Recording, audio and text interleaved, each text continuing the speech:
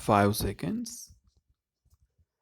I have noted from your report that this college is the oldest in northern India and that it was founded under a charitable endowment. Any work that is undertaken in a spirit of righteousness is bound to succeed. It is the sincerity and high purpose of your founder which has flowered into this big institution from which innumerable students have gone out to serve their country. It is really a matter of pride for you to be associated with an institution having such a long and glorious history.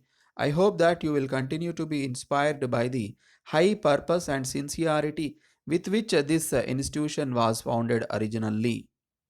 I am fully aware of the fact that in the educational system that we have inherited, there is little provision for character building and moral training of students. The result is that even those who are able to make considerable progress in the development of their mental faculties are not able to make similar progress in the moral sphere. I do not in the least suggest that the educated people of the present day lack character. My point of view is if there had been a great stress on character building as there is on intellectual development, we would have been far ahead of where we are today. I would now like to draw your attention to the work that lies ahead.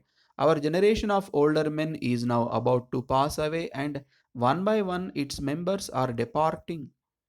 The void thus created has to be filled by the students of the present day. I feel that our generation was early fortunate in having been able to participate in the struggle for the freedom of our country. We did our utmost to win freedom and at long last succeeded.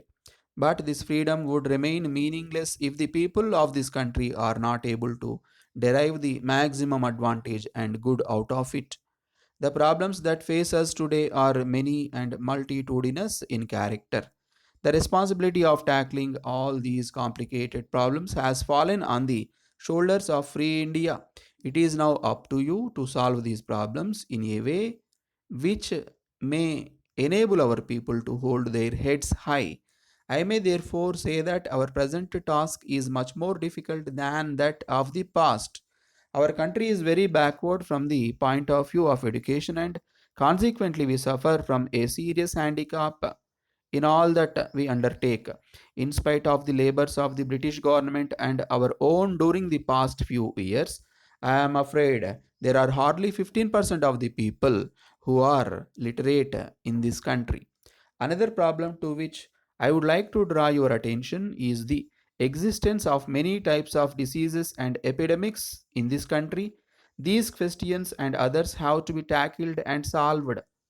You might be reading in the newspapers with some pride about the effort made by our country and preserve international peace. I hope and trust that our efforts will succeed ultimately. One may well wonder as to why the nations of the world have regard and respect for our country in spite of the fact that ours is a poor and economically backward land. In my opinion, it is all due to the fact that we have been trying to follow the path that was laid down for us by the father of the nation, who was almost divinity incarnate and who had sacrificed himself for our good. If we remain firm and fast to this path and continue to follow in his footsteps, we shall always receive regard and respect.